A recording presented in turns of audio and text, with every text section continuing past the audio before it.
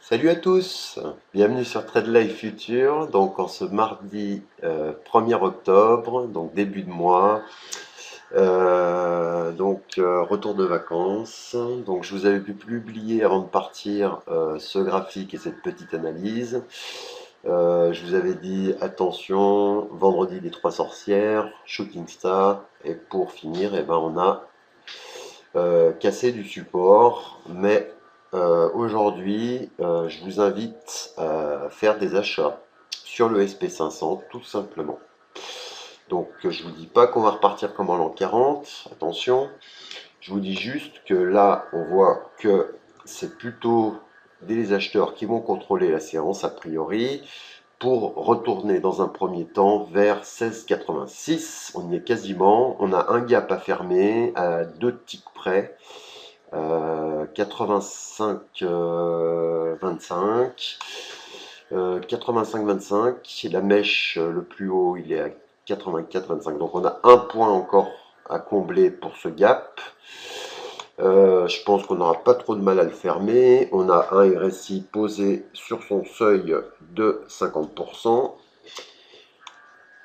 Donc ça, on va pouvoir retirer. Donc la résistance du jour, la première résistance, c'est 16,86. Donc on voit, je vous avais dit de surveiller dans un premier temps les derniers sommets qu'on avait fait ici. Donc on avait fait un nouveau sommet historique. Ensuite on a fait un chandelier vendeur avec un vendredi des trois sorcières.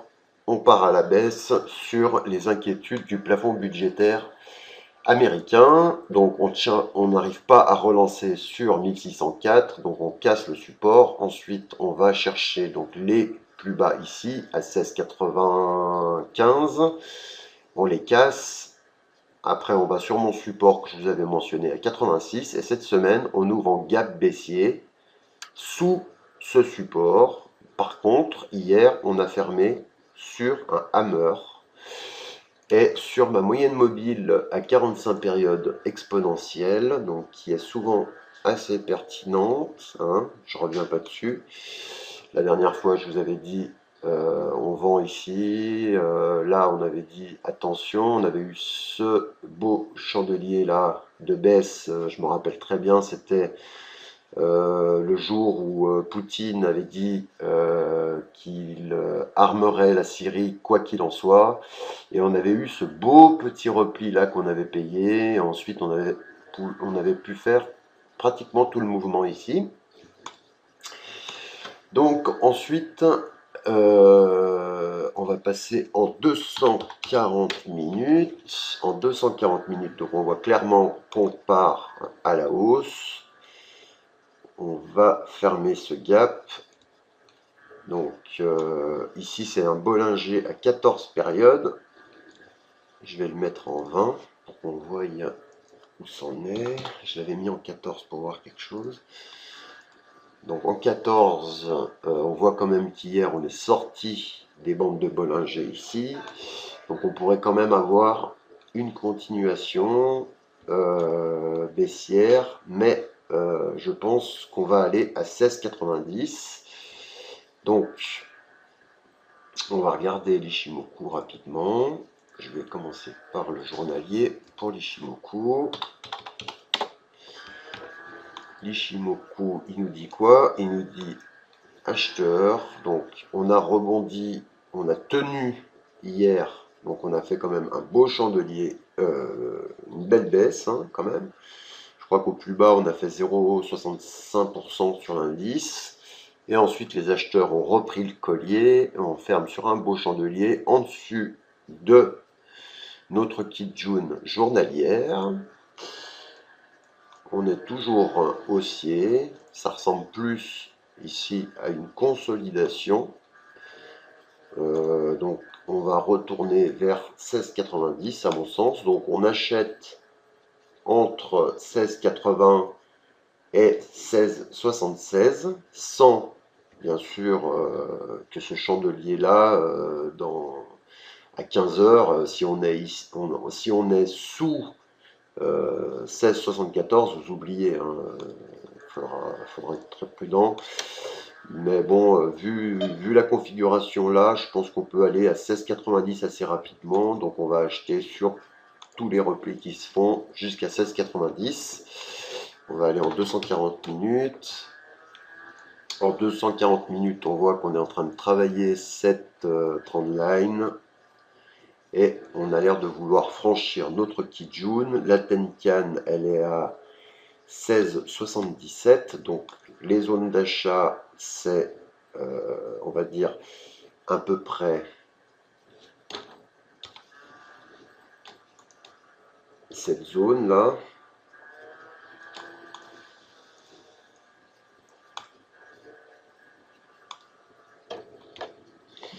Donc on va chercher des achats au plus proche de 16,75, on va dire. 16,75 et 16,80 achat. TP 16,90. Dans un premier temps, je pense que c'est largement réalisable. Donc scénario, on attend une vraie cassure ici. On se replie par là et on va chercher ce niveau. Ensuite, on verra ce qui se passe. Donc voilà, moi c'est mon scénario. Invalidation, on repart à la baisse, donc sur le court terme. Donc là, on voit qu'on est en train de faire, je vais retracer comme il faut cette trendline à court terme, avec les vraies clôtures. Donc là, on voit qu'on essaye de sortir. Après, ça peut être aussi un bull trap, hein, un piège acheteur. Bien sûr, on ne va pas acheter ici, on est en double top. Donc pour l'instant, pas d'achat. La zone d'achat, je le redis, elle est ici. Ici. Pour l'instant,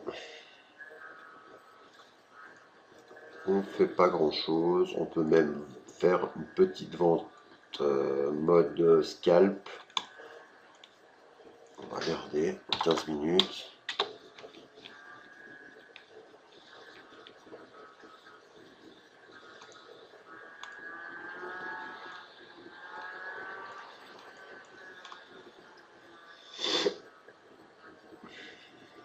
La résistance actuelle, elle est là, c'est les 16,83. Donc on a encore un peu de place pour aller à 16,86. Deuxième résistance. Si on franchit le R1, on va accélérer pour aller au R2 et mon objectif. Donc on attend un repli. Voilà. Vu la gueule du journalier, j'ai pas vraiment envie de vendre. Donc si je vends, c'est pour retourner vers 16,75. Là, ici, c'est presque faisable, on dirait. Voilà. Voilà mon plan. Repli, achat, cible, le R2 et 16,90 à peu près. Hein. Voilà. Et ici, ben, on peut essayer de vendre. Bon, après, il y a toujours des surprises, hein. On peut vendre ici, puis ça se trouve, ça va partir à la baisse pour retourner vers les plus bas. C'est toujours possible.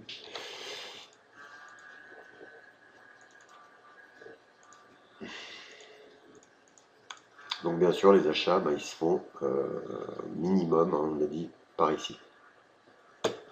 Voilà. On a un joli bout de double top. Le problème, c'est que le temps que je poste ma vidéo, que je la monte, ça sera un peu tard.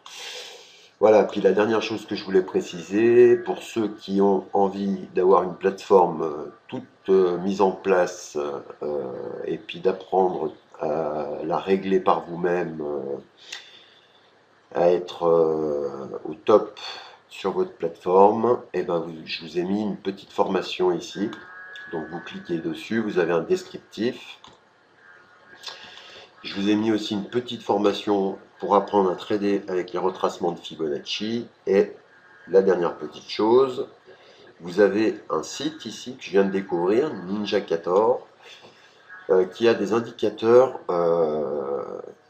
que je trouve vraiment, vraiment sympa. Donc je vous laisse voir. Vous avez un club ici pour recevoir des indicateurs gratuits.